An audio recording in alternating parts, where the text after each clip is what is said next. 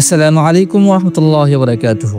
দেশ বিদেশের সকল মুসলিম ভাই বোনদের জানাচ্ছি আন্তরিক শুভেচ্ছা ও অভিনন্দন। আমি আব্দুল কাদের, ফাউন্ডার অফ আত-তারবিয়া অনলাইন মাদ্রাসা।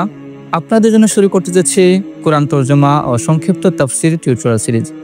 আমার বিশ্বাস এই সিরিজের মাধ্যমে আমরা কোরআনকে সহজভাবে বুঝতে এবং জীবনে প্রয়োগ করতে পারবো ইনশাআল্লাহ। আপনারা যদি কেউ অনলাইনে কোরআন শিখতে চান তাহলে যোগাযোগ করতে পারেন স্ক্রিনে দেওয়া নাম্বারে। তাহলে আর দেরি না করে চলুন সরাসরি আমরা চলে যাই কম্পিউটার স্ক্রিনে।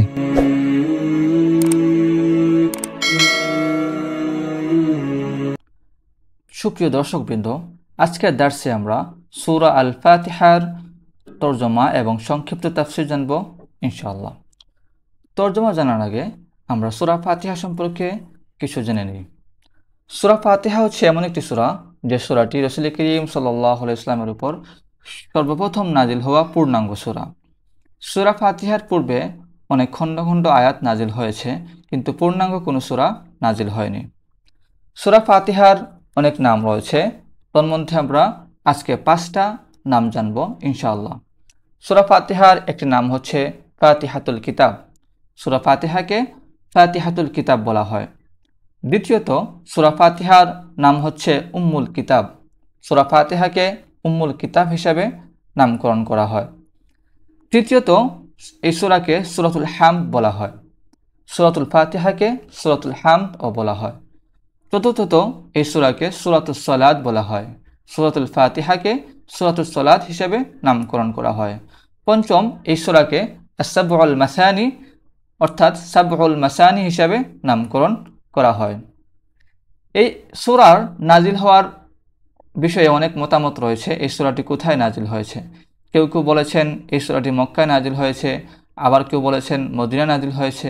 কিন্তু গ্রহণযোগ্য মত অনুযায়ী এই সূরাটি মক্কায় অবতীর্ণ হয়েছে, এই জন্য এটিকে মাক্কি সূরা হিসাবে অভিহিত করা হয়। প্রিয় দর্শকবৃন্দ, এখন আমরা সূরা ফাতিহার সংক্ষিপ্ত তাফসীর অর্থসহ জানব ইনশাআল্লাহ। বিসমিল্লাহির রহমানির রহিম। শুরু আল্লাহর নামে, যিনি সীমাহীন মেহেরবান পরম দয়ালু। এখানে রহমান ও রহিম উভয়ই আধিক্যের অর্থপ্রকাশক শব্দ, তবে রহমানের মধ্যে রহিমের চেয়ে বেশি আধিক্য রয়েছে। এটি অনুবাদের মধ্যে খেয়াল করা হয়েছে। আলহামদুলিল্লাহি রাব্বিল আলামিন। সকল প্রশংসা আল্লাহ তাআলার জন্য, যিনি জগৎসমূহের প্রতিপালক। অর্থাৎ সমস্ত প্রশংসা উত্তম থেকে উত্তম এবং শুরু থেকে শেষ পর্যন্ত যা হয়েছে ও যা হবে তা সব আল্লাহরই উপযুক্ত।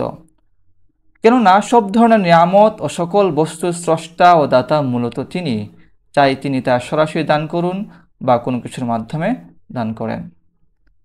আর রহমানির রহিম, সীমাহীন মেহেরবান পরম দয়ালু। মালিকি ইয়াউমিদ্দিন,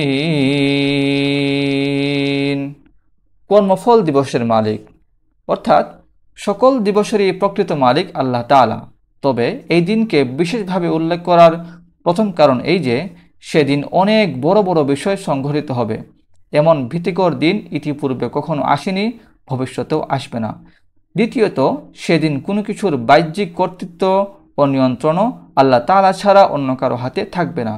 যেমন অন্যত্র সূরা মুমিনের 16 নং আয়াতে ইরশাদ হয়েছে, লিমানিল মুলকুল ইয়াউম লিল্লাহিল ওয়াহিদুল কাহ্হার। আজ রাজত্ব কার? পরাক্রমশালী এক আল্লাহর।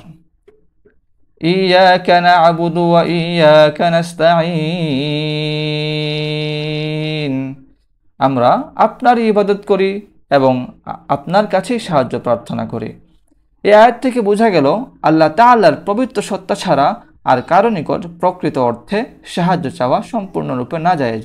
তবে স্বতন্ত্র সাহায্যকারী না ভেবে শুধু আল্লাহ তাআলার রহমতের মাধ্যম মনে করে তার কোনো মকবুল বান্দার নিকট বাহ্যিকভাবে সাহায্য চাওয়া জায়েজ।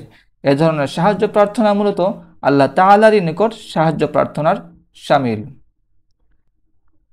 ইহদিনাস সিরাতাল মুস্তাকিম, আমাদের সরল পথ বাতলিয়ে দিন। صراط الذين أنعمت عليهم غير المغضوب عليهم ولا الضالين তাদের পথ যাদের পথে আপনি অনুগ্রহ করেছেন, যাদের উপর আপনার ক্রোধ পতিত হয়নি এবং যারা পথভ্রষ্ট হয়নি। আল্লাহ তাআলার অনুগ্রহপ্রাপ্ত বান্দাগণ চার শ্রেণীর: নবী, সিদ্দিক, শহীদ ও সালেহগণ। পবিত্র কোরআনে অন্যত্র এর স্পষ্ট উল্লেখ রয়েছে। আর আল মাগদুব আলাইহিম ক্রোধানলে পতিত দ্বারা ইহুদি এবং আদ-দাল্লিন পথভ্রষ্ট দ্বারা খ্রিস্টানরা উদ্দেশ্য। অন্য বহু সংখ্যক আয়াতে ও হাদিস এর সাক্ষ্য বহন করে। আর সিরাত মুস্তাকিম সরল পথ থেকে বঞ্চিত ও মাহরুমি দুই উপায় হয়: এক, না জেনে; দুই, জেনে শুনে।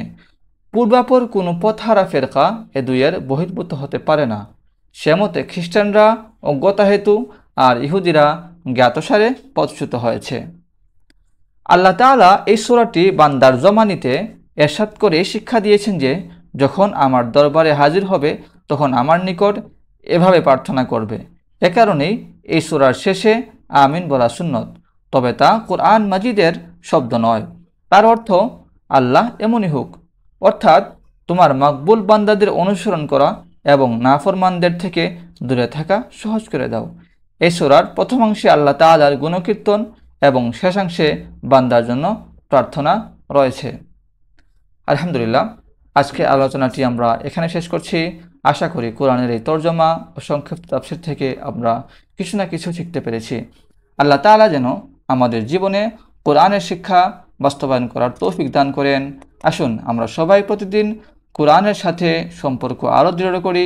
ভিডিওটি ভালো লাগলে লাইক, কমেন্ট, শেয়ার এবং চ্যানেলটি সাবস্ক্রাইব করতে ভুলবেন না। দেখা হবে পরবর্তী পর্বে। আসসালামু আলাইকুম ওয়া রাহমাতুল্লাহি ওয়া বারাকাতুহু।